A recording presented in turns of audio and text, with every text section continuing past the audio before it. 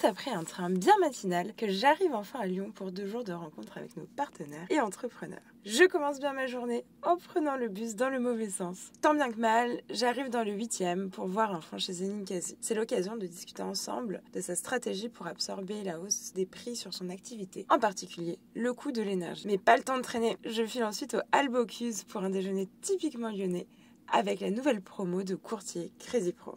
Et c'est bien installé dans leur bureau qu'on prend le temps de parler d'impact local, de notre modèle et de son intérêt pour compléter des plans de financement, des processus pour fluidifier le montage des projets et des difficultés actuelles dans les recherches de financement. Je m'éclipse ensuite pour aller dire bonjour à Élie et Valentin qui ont repris les burgers de papa rue de la République il y a 1 semaine à peine et ils gardent le smile malgré la fatigue. C'est un carton plein pour eux. Sonne enfin l'heure de l'apéro. Direction le parc OL pour aller boire une bière au Ninkasi avec le franchisé et la courtière qui l'a accompagné dans sa recherche de financement. Courtière qui surtout nous a mis en relation.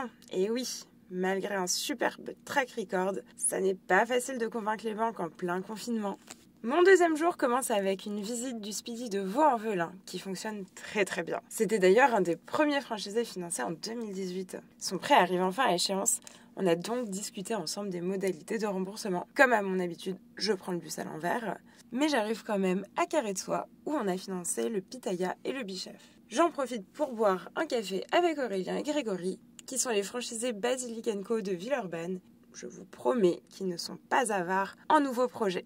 Pas le temps de souffler, c'est toute une team de franchisés dans le fitness qui me kidnappe pour le déjeuner. On parle de la performance de leur salle, du secteur d'activité, mais aussi de non pas un, mais de 2 nouveaux projets. Je fais ensuite un saut, il faut le dire, bien maîtrisé malgré mon entorse au genou, à la partie fitness où un adhérent m'offre une rose. Et oui, c'est la Saint-Valentin. Je finis mon périple par un petit tour de la Part-Dieu et de ses alentours pour voir les nouveautés du foot court et l'emplacement des projets récemment étudiés. Ça y est, il est temps de rejoindre l'autre capitale des Gaules. En résumé, j'ai passé 2 jours bien intenses, mais je n'ai pas eu le temps de voir tout le monde. Il va donc falloir réorganiser rapidement une prochaine visite lyonnaise.